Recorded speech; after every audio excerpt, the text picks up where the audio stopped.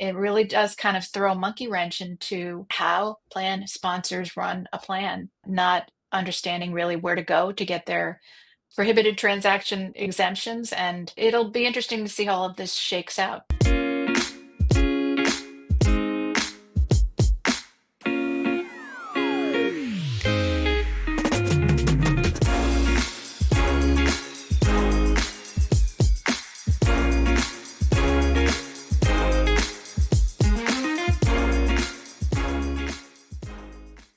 Welcome to the Wise Fiduciary Podcast. I'm Marta Hurst, one of your hosts from Fiduciary Wise. Whether you're a thought leader, service provider, CEO, or decision maker, this podcast is for you. We break down best practices, the services and solutions available to you, discuss the latest topics, and shake up the industry norms. Join us as we explore, challenge, and navigate the future of fiduciary responsibility together. For this season, we are doing skits that illustrate conversations we've had or do have on a regular basis, and then we break them down so you can see how what we do applies to the real world out there. So today, and as usual, I will be playing the role of the plan sponsor. And I'm Kate McBride, and I will be playing Fiduciary Wise. We're getting our costumes on. My plan sponsor cardigan and glasses makes me look smarter. All right. Today, we are looking in on a plan committee meeting. As a reminder, we always invite all the service providers to our meetings.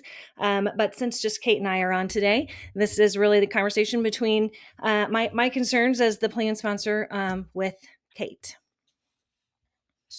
So, lights, camera, action. In this part of our PAC meeting, we get reports from your plan service providers. I don't see anything current from your TPA, and they RSVP'd to the meeting, but no one's on. I don't see any emails about a change of plan, so we'll need to get to the bottom of this. I'm so glad you brought this up. Our TPA firm was bought out recently. At first, things were okay, and we had our same contact, but now they've switched things around.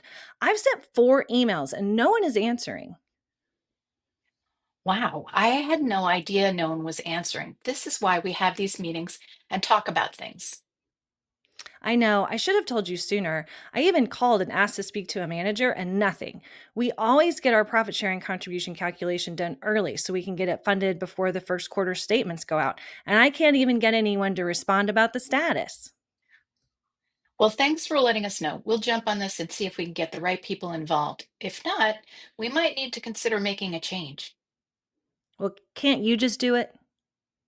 Your administration? No, we can't do that. We don't have the staff or software to do compliance work. And while several of our staff have TPA backgrounds and a lot of experience, we don't serve as any role in your retirement plan besides the named fiduciary overarching role. And in some instances, we provide some 316 fiduciary services, but we can't be your TPA advisor, record keeper, or trustee because it's important that we maintain our independence and not serve in those other roles. It would be a conflict if we were responsible for monitoring ourselves. Okay, I guess that makes sense. We'll work on getting in touch with your TPA and see if we can make some progress. Sometimes when purchases happen, there are some shifts. Let's see if we can get things back on track with this TPA and take it from there. Hi, I'm Kate McBride with Fiduciary Wise. We know that managing retirement plans comes with a lot of responsibility, and having the right knowledge is crucial to making the best decisions for your plan and participants. That's why at Fiduciary Wise, we don't just provide fiduciary services, we're committed to educating those who manage retirement plans through resources like the Fiduciary Wise Brief. Our program delivers expert insights to help you navigate the complexities of ERISA, compliance, and the fiduciary risk management. If you're finding value in what you're hearing in this podcast and want to take your understanding to the next level, let's continue the conversation. Reach out to us at fiduciarywise.com/scheduling and learn how we can support you with the knowledge and tools you need to confidently manage your plans. So this is a great topic because things happen, companies change, they upgrade, sometimes things don't go as well as they hope when they're trying to upgrade services or change things around. Yeah, I agree. And we do get requests pretty often, and sometimes um, our clients will say, "Well, man, it seems like there's a lot of people involved in my 401k now." As a reminder, I mean, when I think about 401ks, you really want specialists with their hands on those. This is not a one stop get everything kind of world. It's not somewhere where you want to try and say, oh, well, I bet this one provider, they say that they can do it all. There's some risks with one place doing it all because, as Kate mentioned in our script, then they are monitoring the work that they are doing, and that is conflicted. You're not going to fire yourself. Right. I mean, every firm should be monitoring their work from from the perspective of, how can we do things better, et cetera. That's a self-monitoring thing that is good. We talk often about an outside monitor, which can be even better because then you get objective advice on what can be improved. But it is it is difficult when a service provider is uh, providing many functions and they're supposed to be monitoring their work, but they don't always. And there are some really big cases near and far that really demonstrate this, I guess I would say. And they're pretty recently in the news.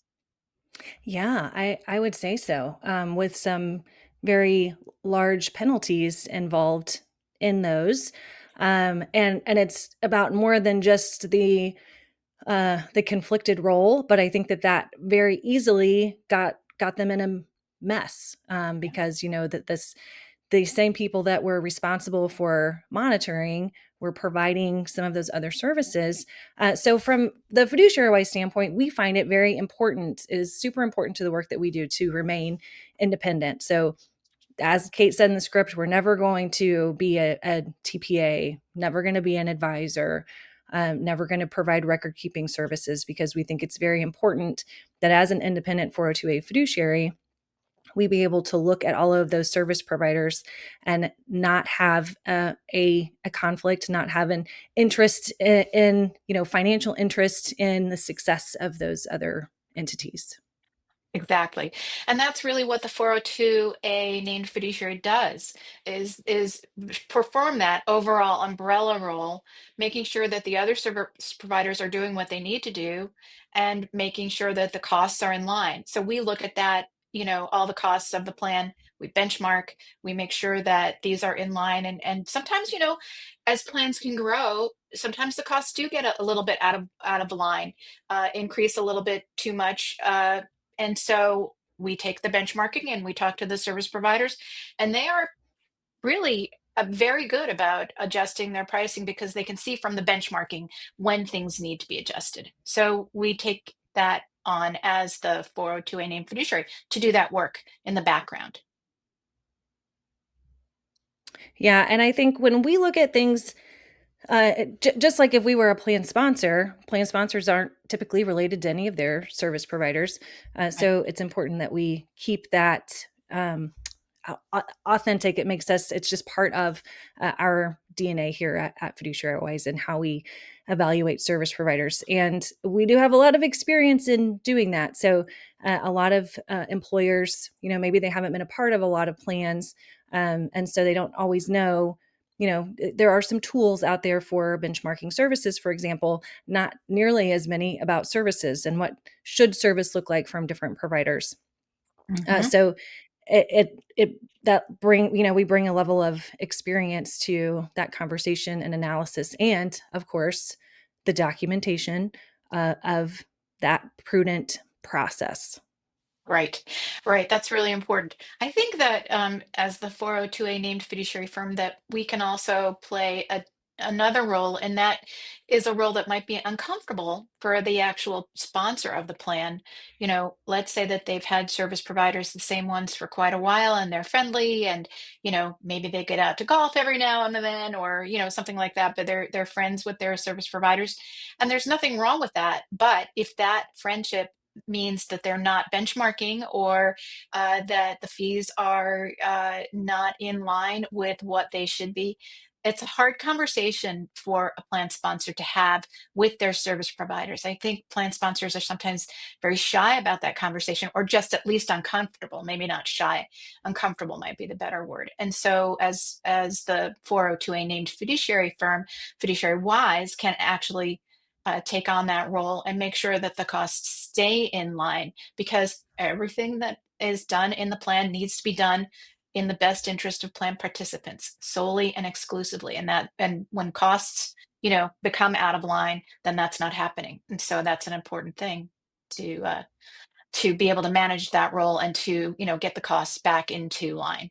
Um, I think sometimes employers also don't know where to go. Like in our skit, if there's a change of ownership and you've always had a contact with the same person, they don't always know how to escalate things and where to go beyond that. And they're running their business, right? It's like when you call your doctor's office and they don't call you back. I don't want to have to keep after this little project when I've got other stuff to be right. doing.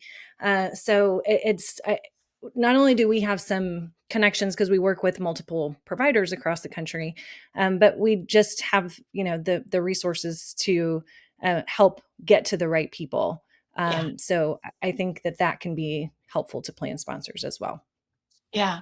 Do you want to talk about a bit about some of the recent court cases, and the impact they might have on this part of running a plan? Hey, I'm Isaac Wood with Fiduciary Wise. Did you know that over 92% of fiduciary risk can fall directly on the shoulders of you as the plan sponsor? ERISA's complex regulations make it easy to overlook key responsibilities, leaving you exposed to costly penalties or even legal action. At Fiduciary Wise, we help you mitigate that risk by acting as a named fiduciary, taking on the majority of those responsibilities. From managing investments to ensuring regulatory compliance, we handle the heavy lifting so that you don't have to. Our team is dedicated to protecting you and your employees, reducing your exposure to liability, and giving you peace of mind. When you partner with Fiduciary Wise, you can focus on running your business, knowing that your retirement plan is in safe hands. Let's talk about how we can help shield you from fiduciary risk. You can schedule a meeting today at fiduciarywise.com/scheduling. One of the court cases that was sort of earth-shattering in the past month was the Cunningham versus Cornell University case, where the Supreme Court came out with their observations, and they said every time a plan sponsor hires a service provider, that is a prohibited transaction. I'm sure a lot of people will be surprised to learn about that and maybe horrified. And so the remedy for that is to find the correct prohibited transaction exemption. So, you have every time a service provider is hired for a fee, and they all do charge a fee, then that's the prohibited transaction. You have to layer on top of that the correct prohibited transaction exemption. They're all in that, they're all in ERISA and in all of its updates, but it is, I would say, impossible for most service providers, for most plans. I'm sorry, it's impossible for most plans, I think, to really get that right. And for this reason, I myself think that it is really hard now for a plan sponsor to run their own plan. I just think most plans should delegate to a 402A named fiduciary, an independent one that's not doing other service providing work, like Sure. Fiduciary Wise. So, I Uh, mean, I think we have always here at Fiduciary Wise, been independent, and we look at all of the service providers. We aren't related to other service providers, but I think after this case, it's even more important that we are able to view the other service provider relationships in an unconflicted way, and using experience that we have. Because, like you mentioned, now I guess we've always needed to be doing these things, but when the Supreme Court says, "Hey, everybody, pay yeah. attention to this thing that's out there," we should be paying attention to that, right? So, and speaking of, I know you did a great interview with Jim Watkins over that case, and Isaac and I did a video as well to maybe dig in a little bit deeper to a few of the things that you and Jim talked about. So we will put links to that in our show notes, or I don't know, wherever you find things on these podcasts. I'm sure all of you know how to get to those, but we'll make sure that you've got access to those, because those are really great and insightful. So what we do, we know it's important from our standpoint to maintain that independence, to be able to provide unconflicted information and use our expertise to help employers review their service providers, make sure that they have matched up their prohibited transaction exemption with that prohibited transaction of hiring and paying for out of plan assets. So these are things that we have a lot of experience in, and a team that works in retirement plans every day, while most employers are running their business as they should be, and as we want to give them the time and brain power to do that, rather than be worried about this court case that they saw come out, and what are the outcomes of that, and what does that mean for their retirement plan. So we love to be able to do that for employers that we work with. We sure do. It's really fulfilling. I think I can say truthfully that everybody on our team loves what they do, because it is work that is it's good work that's positive. It makes things better for so many people. It's just good. It is. And I know we've spent a lot of time talking this season about and focusing on focusing on the exclusive benefit of the participants, doing things at highest standards. So really, we're trying to highlight the important things that Fiduciary Wise reviews every year with the clients that we have. And so this is just another part of it, and how we do that successfully, because we're not doing these other pieces of it. So we see a lot of what's out there. We work with a number of different providers. So we definitely have some, the objectivity to review all of those. And then we help with that documentation process. Really, we do the documentation process, which helps protect our employers as well. That's right. And we don't compete with service providers. I mean, that's also a big bottom line, I think, because people may not understand how we do what we do, but the fact of the matter is that there are lots and lots of really good service providers out there, and there's no competition between Fiduciary Wise and these service providers. We work together as a team. So Fiduciary Wise is the overall umbrella, looking at all the services that are being provided and making sure that those are correct services at a correct cost to plan participants and employers, and making sure that all of those services are done correctly. And once that is done, the plan flourishes and the participants flourish, and the employer has a lot less to worry about, Yeah, for because sure. this Cornell ruling is a really serious thing, and it really does kind of throw a monkey wrench into how plan sponsors run a plan, not understanding really where to go to get their prohibited transaction exemptions, and so it'll be interesting to see how all of this shakes out. But it's what we do every day. That doesn't change. So Yeah. Well, I think, and you brought up a good point. We do this podcast not just for employers, but for other service providers as well. yeah, And so we want to be partnering with other professionals in the industry. So if we're working on a plan together, Fiduciary Wise isn't going to come in and say, "Oh, we can do this part better. Why don't you just let us handle it?" We do that team approach when we have our committee meetings. We invite all of the service providers. We want that interaction, that partnership, because we know that there are great professionals that work on retirement plans, and that help with our process too. It's not fun to have hard conversations with service providers about, service issues or things that are going on. It's necessary sometimes, and we do have those offline. Hey, we've been talking to this client, and these things are happening, and how can we remedy this together? So we do appreciate those partnerships that we have with hmm the professionals that we work with on our plans. yeah. And I guess, I can say that over the years I have seen, and I know that you have seen it too, service providers improve and improve and improve based on what they see in our committee meetings and the discussions that we have. it's fun to see that, everybody gets better, sharper, the costs stay in line and the plan is better.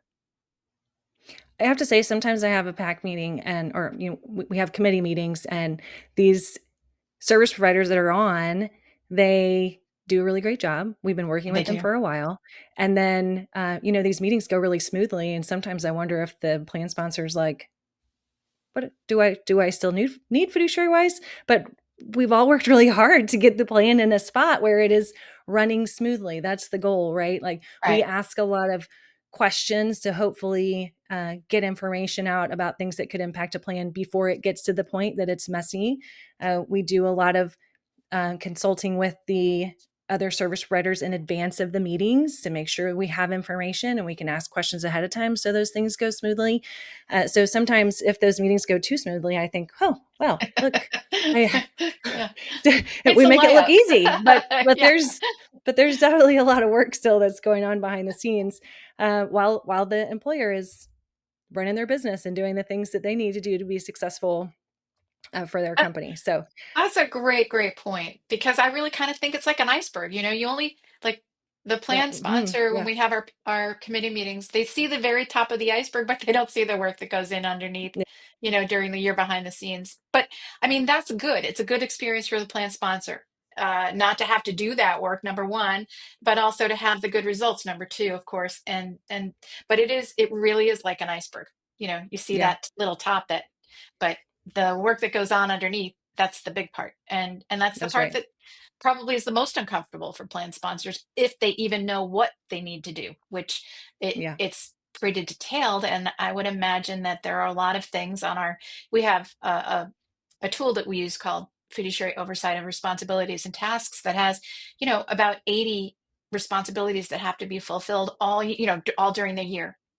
And we go through them, and this is a list where we're, saying who's responsible for what and who's helping with one thing or another and who's monitoring that. And at the end of the year, it's signed, and it's a document that we present to each plan sponsor. And it is a marvel, this document. And it really does sort of show the process. And I have had plans say, we didn't know that all these things needed to be done. And of course not. Right. That's not what we are going to talk about that document in a couple episodes. So, some of these skits we've been doing are kind of just glimpses into little parts of conversations and meetings that we have, but we hope that it is insightful for those of you listening, just to kind of see what things need to be looked at and how these conversations come about. So we appreciate you tuning in to the Wise Fiduciary Podcast. We'd love to hear your thoughts and answer your questions. So please drop us a comment, send a message, or schedule a meeting with us at fiduciarywise.com/scheduling. And don't forget to join us next time for more insights and discussions. See you in the next episode. Thank you.